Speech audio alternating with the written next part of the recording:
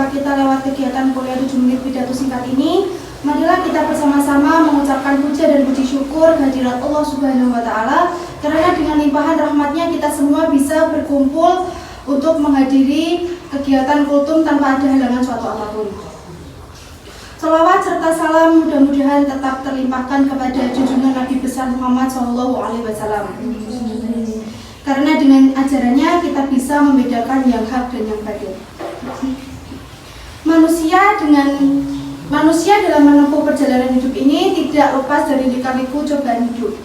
Ujian silih berganti, baik berupa kemiskinan, kesengsaraan, dan berupa penyakit. Segala sesuatu yang menimpa pada manusia sehingga menimbulkan kesusahan dan kesengsaraan, maka tiada lain kecuali untuk menguji sampai di mana kualitas iman kita. Bila segala cobaan dihadapinya dengan penuh kesabaran, maka baginya pahala dari Allah Subhanahu wa Ta'ala. Bila Allah mencintai kaumnya, maka diujinya terlebih dahulu. Dan Anda jangan salah paham, bila seorang mukmin dilanda beberapa ujian, baik kesengsaraan, penyakit, dan berbagai macam problem kehidupan, maka dalam hal ini berarti hamba itu benar-benar dicintai oleh Allah. Bila ujian tersebut dihadapinya dengan penuh kesabaran. Jadi bukan berarti Allah membenci kemudian diberinya ujian tersebut. Karena dengan besarnya ujian yang akan diterima, bila sabar kita juga akan bisa sabar menghadapinya. Berkaitan dengan perlu sikap sabar yang harus diterapkan, maka Nabi Muhammad SAW bersabda, bahwasanya bersabar pahala itu tergantung pada besarnya ujian. Berkaitan dengan perlunya sikap sabar yang harus diterapkan, maka Nabi Muhammad SAW bersabda, bahwasanya bersabar pahala itu tergantung pada besarnya ujian bala. Dan sesungguhnya Allah Ta'ala apabila mencintai sesuatu kaumnya, maka kaum itu diuji terlebih dahulu. Maka barang siapa yang rela mendapatkan ujian tersebut, maka mendapat keridhaan Allah. Dan barang siapa yang membencinya, maka kemungkaran Allah baginya. Juga sabda beliau Nabi Muhammad SAW dalam hadisnya berkaitan tentang keutamaan sabar, yaitu sabar adalah bagian dari iman, merupakan kepala dari tubuh. Dengan ujian yang menimpa pada seseorang, maka haruslah kita terima penuh kesabaran tersebut. Bila seseorang mendapat cobaan kemudian dihadapinya dengan rasa benci, maka kemurkaan Allah yang akan menimpanya.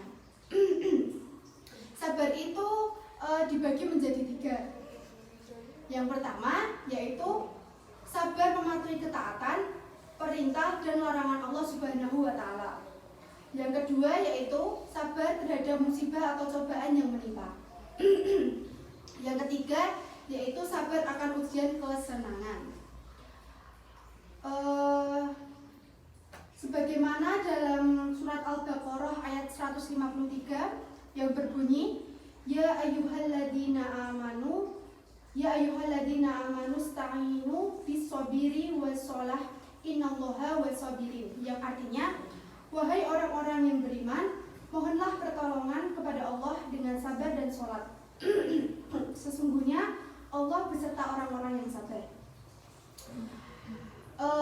Yang pertama tadi, sabar dalam patuh kepada Allah Subhanahu wa Ta'ala harus dalam istiqomah atau keteguhan hati.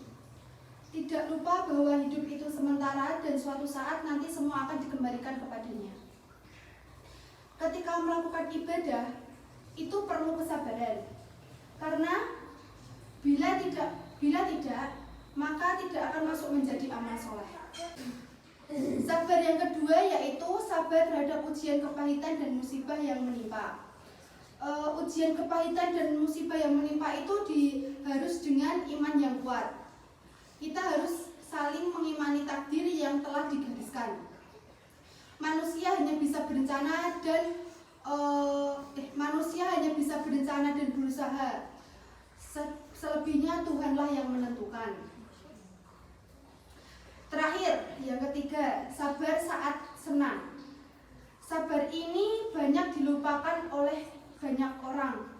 Padahal kesenangan dan kebahagiaan harus serta-merta juga diiringi dengan rasa sabar. Karena kalau tidak bisa akan menjadi bosan dan akhirnya tidak pernah merasa puas dari apa yang telah dikaruniakan kepadanya. Kiranya cukup sampai di sini materi tentang perlunya sabar yang bisa saya sampaikan dengan singkat. Mudah-mudahan membawa manfaat bagi kita semua. Amin. Sampai jumpa pada kesempatan berikutnya dan terima kasih atas perhatian teman-teman sekalian. Wassalamualaikum warahmatullahi wabarakatuh. Waalaikumsalam warahmatullahi wabarakatuh.